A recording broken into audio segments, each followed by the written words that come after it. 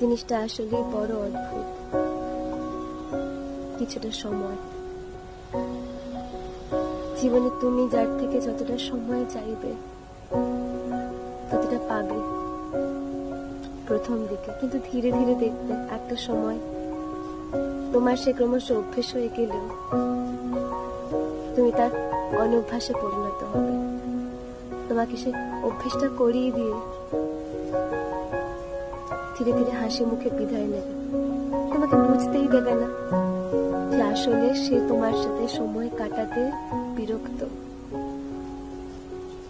এটাই নিয়ম। তাই সময়টা বুঝতে পারা উচিত প্রত্যেকটা মানুষের, সময়ের দামটা।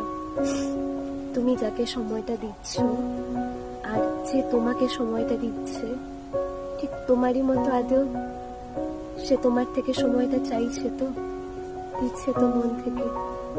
যদি সময় থাকতে বুঝতে পারো তাহলে ভালো, নয়তো একদিন তুমি হয়তো শুনবে যে সময়টা সে দিয়েছিল